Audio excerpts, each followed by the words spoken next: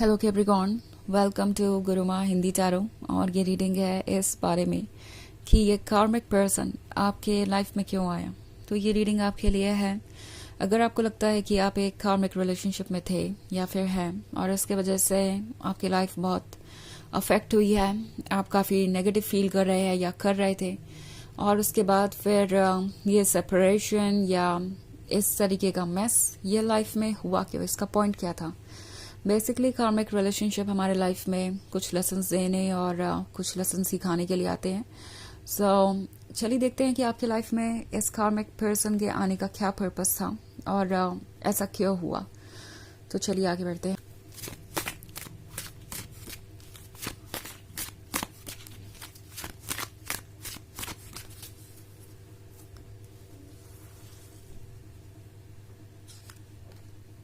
Five of Scepters, The Hermit, Seven of Knives, Three of Grails and Daughter of Knives। तो ये card आपसे कह रहा है कि आपको अवेयर रहने की ज़रूरत है, बिकॉज फाइव ऑफ सेप्टर्स के साथ आप बहुत सारे अटेम्प्ट कर चुके हैं शायद इस रिलेशनशिप को कंटिन्यू करने की, और हर बार इस पर्सन ने आपको डिसअपॉइंट किया है।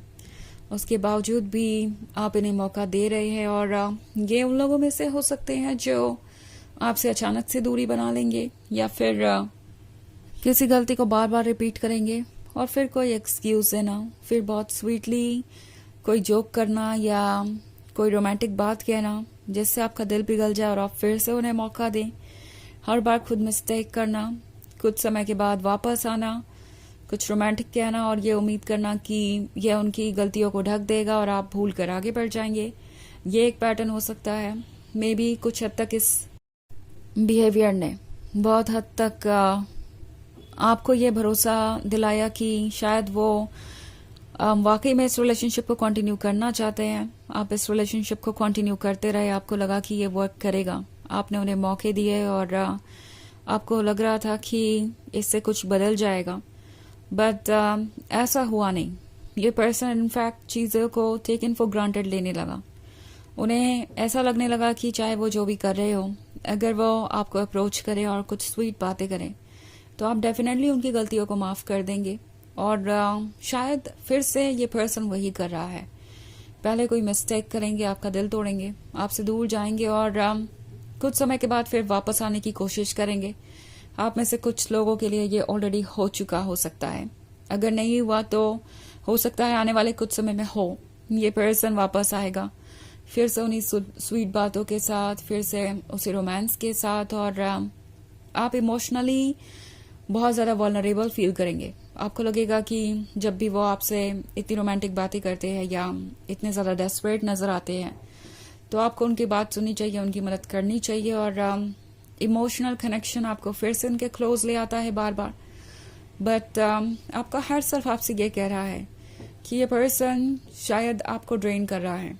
एक्चुअली ये पर्सन वापस इसलिए आता रहता है बार बार क्योंकि उन्हें आपका लव चाहिए। आपका लव हीलिंग है, आपका लव उनके लिए वो सब कुछ है जो उन्हें बेहतर फील करवा सकता है। एट द सेम टाइम उन्हें लगता है कि आप इन सारी चीज़ों को इग्नोर करेंगे या इसके साथ पुट अप करेंगे। जो थ्री ऑफ ग्रेल्स वाला कार्ड है ये इनके फ्लर्टेशियस बिहेवियर को दर्शा सकता है। वो शायद बार बार बाउंड्रीज क्रॉस कर रहे हैं, आपको एक ऑप्शन की तरह ट्रीट कर रहे हैं या फील करवा रहे हैं, एंड देन यही कह रहे हैं कि ये सब तो एक फ्रेंडशिप है और थोड़ा बहुत फ्लर्ट है, इसमें क्या बुराई है, आपको इतना सोचना नहीं चाहिए, ओवर रिएक्ट नहीं करना चाहिए। सो बेसिकली ये पर्सन अपने इस तरह के बिहेवियर को जस्टिफाई कर रहा है और टैरो आपसे कह रहा है कि आपको अपनी सोच को नहीं बदलना चाहिए, बिकॉज हो सकता है आप इन सब बातों पर ट्रस्ट करने लगे हैं कि ये एक फ्रेंडशिप है या ये तो एक सिंपल रिलेशनशिप है जो सीरियसली नहीं लिया जाना चाहिए।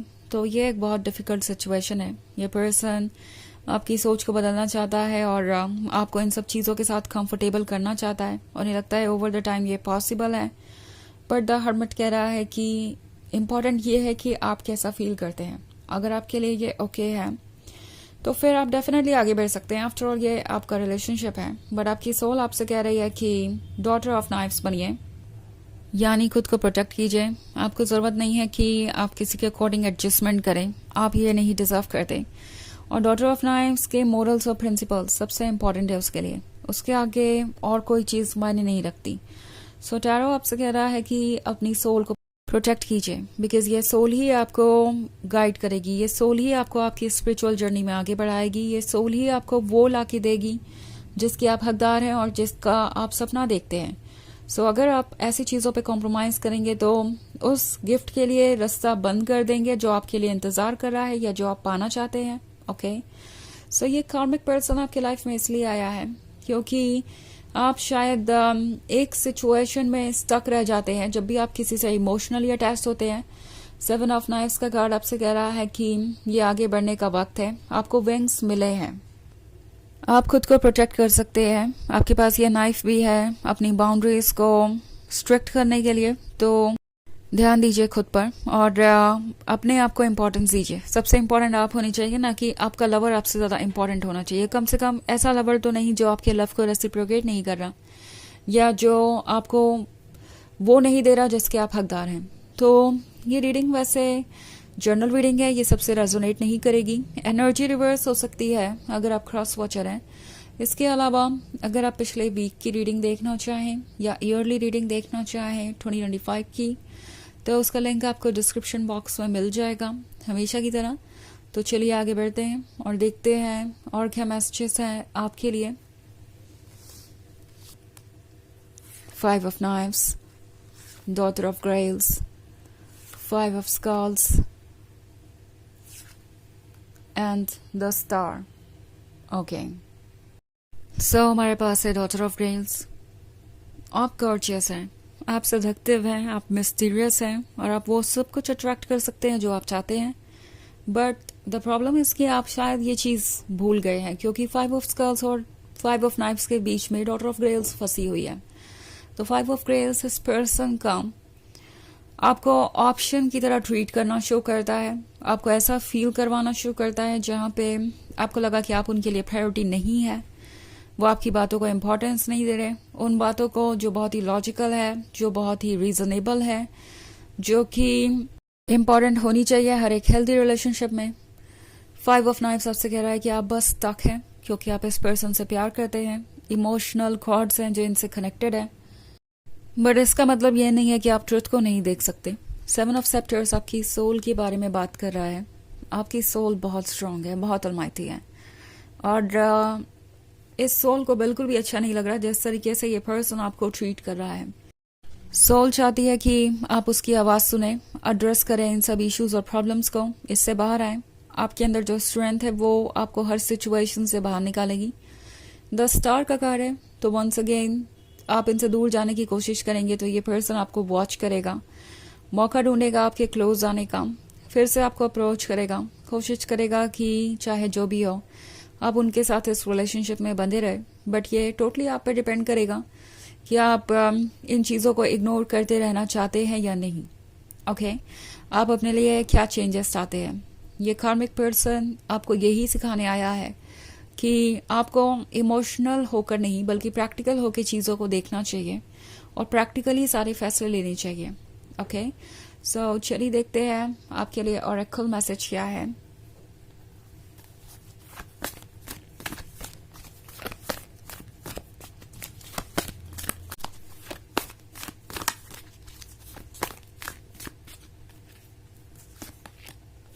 Elmoria, awakening presence. The universe is with you. Wear a cloak of protection and love. तो ये कार्ड आपसे कह रहा है कि यूनिवर्स आपके साथ है और लव को खुद को प्रोटेक्ट करने दीजिए। ये लव आपका ही लव है। सेल्फ लव ऑफर कीजिए, अपने आप को इम्पोर्टेंस दीजिए, अपने आप को हील कीजिए, अपने साथ जेंटल बने रहिए, खुद को पुश मत कीजिए कुछ ऐसा करने के लिए जिसके लिए आप प्रिपेयर्ड नहीं हैं या जो आप नहीं करना चाहते। ओके, तो इस तरीके का लव आपको प्रोटेक्ट करेगा हर तरीके के हार्म से और आप इन सब चीज़ों से बहुत सक्सेसफुली डील कर लेंगे। टैरो आपसे कह रहा है कि अपने लेसन को सीखिए और आगे बढ़िए। इससे ज़्यादा इस कार्मिक पर्सन का और कोई पर्पस नहीं है आपके लाइफ में। तो ये है रीडिंग इस बारे में कि ये कार्मिक पर्सन आपके लाइफ में क्यों आया।